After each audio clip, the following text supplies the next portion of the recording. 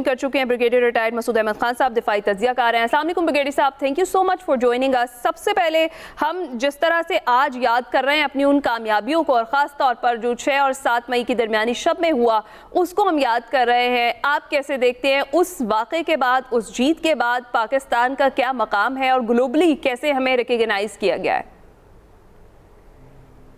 जी बहुत शुक्रिया। देखिए मेरे ख्याल में मार्के हक और बुनियाद में मखसूस ने मैं हमेशा कहता हूँ has change the dynamics not only in south Asia Asia में, और पाकिस्तान का जो जियो स्ट्रेटजिक प्रोफाइल है that has region across the world, और ग्लोबली पाकिस्तान को जो रिकग्निशन मिली है। और दुनिया भी देखें उन लोगों को या उन मुल्कों को पसंद करती है जो अपना आप को साबित करते हैं, और जो अपने आप को, स्पेशली जब पाकिस्तान की बात करते हैं, 6 टाइम स्मॉलर देन इंडिया, हमने उनको जिस तरीके से ह्यूमिलिएट भी इन्फ्लेक्टेड ह्यूमिलेटेड डिफीट, और हमने भी have taken our the responsibility. वो जो so called leadership era India claim करता था वो उन्होंने वेकेट कर दी, हमने अब इसको टेक ओवर कर लिया है। सो खित्ते में साउथ एशिया में हम देखें एक सिक्योरिटी स्टेबलाइजर भी हैं, वेस्ट एशिया में नेट सिक्योरिटी प्रोवाइडर भी हैं, और हमें एक पीयर कंपिटिटर माना जाता है इंडिया के साथ, क्योंकि वी हैव कन्वेंशनली हमने उसको साबित कर दिया है।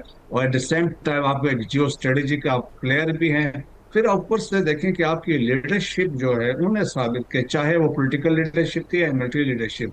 जब मिलिट्री लीडरशिप की हम बात करते हैं तो फील्ड मार्शल आसिम मुनीर देखें इस पूरे दौरान में, जब से उन्होंने he became the chief of army staff और बाद में अब जो CDF हैं, तो उन्होंने जो किरदार अदा किया है, राइट फ्रॉम क्लैरिटी दी है इस बार पॉलिसीज अफगानिस्तान के बारे में क्या होंगी, और या ईस्टर्न बॉर्डर पे इंडिया के साथ क्या होंगी, सो वो क्लैरिटी थी। फिर जो इस मार्के हक और बुनियाद महसूस में जो फैसले किए गए हैं, स्पेशली वो बहुत इंपॉर्टेंट है। जब आपके पास एक स्ट्रेटेजिक क्लैरिटी हो और एक आपके पास स्ट्रेटेजिक विजन भी हो, और आप फैसले करते हैं the best interest of your country, so वो फैसले करके आपने डायनेमिक्स चेंज कर। दैट्स वाई फाइनेंशियल टाइम्स ने देखें एक आर्टिकल लिखा था, उन्होंने डिस्क्राइब किया फील्ड मार्शल आसिम मुनीर की पर्सनालिटी को। उन्होंने बताया कि एक वो मिडिल पावर के तौर पे और एक मल्टी अलाइनर भी है। He is skipping from Washington to Beijing and to Tehran and Riyadh.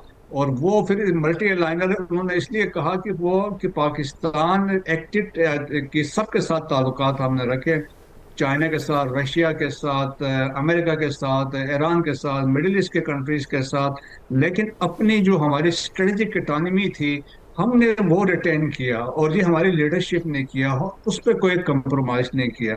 सो आज पाकिस्तान देखें कि जब आप नेगोशिएटर के तौर पे हैं, और वो भी एक स्ट्रेटेजिक और बड़े सेंसिटिव किस्म के नेगोशिएशन में आप करवा रहे हैं बिटवीन अमेरिका एंड ईरान, और उसमें आप सक्सेसफुल नजर आ रहे हैं।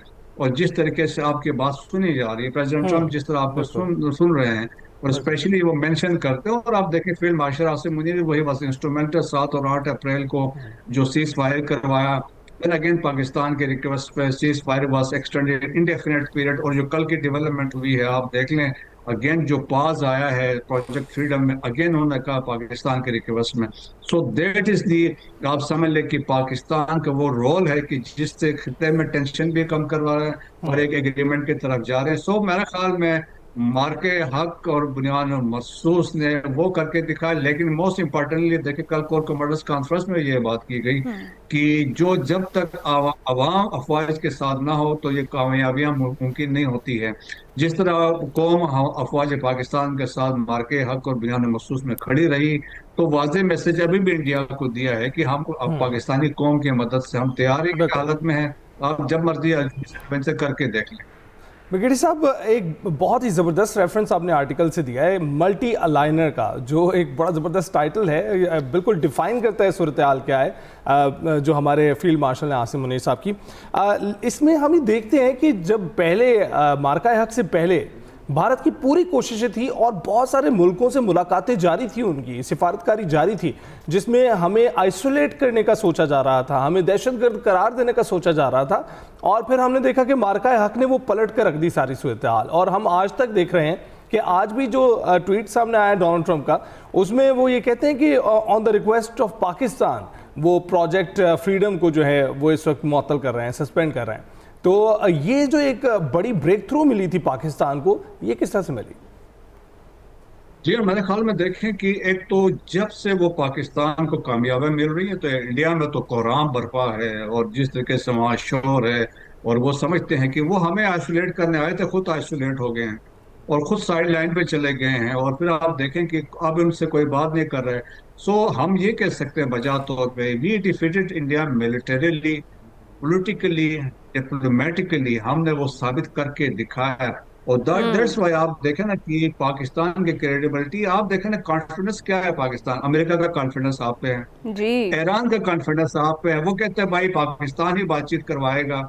सऊदी अरब का और जीसीसी कंट्रीज का कॉन्फिडेंस आप पे है, सऊदीज ने भी कहा है कि पाकिस्तान बहुत अच्छा काम कर रहा है नेगोशिएशंस के लिए। फिर इंटरनेशनल कम्युनिटी, जिस तरह आपने देखे प्राइम मिनिस्टर को काले आती रही है, तो पाकिस्तान ने डायनेमिक्स, इसलिए मैंने कहा कि पाकिस्तान के 79 ईयर्स में वो कुछ अभी हुआ है जो पहले होना चाहिए था। ट्रू। सो मेरे ख्याल में फर्क क्या है कि जब आप फैसले करेंगे, फैसले होते हैं, मुश्किल होते हैं फैसले करना, और होता यह है कि जब फैसले जब आप करें, जब वाइल इट इज हैपनिंग, जब आप डिसीजन लेते हैं तो वो बहुत मैटर राइट। करता है।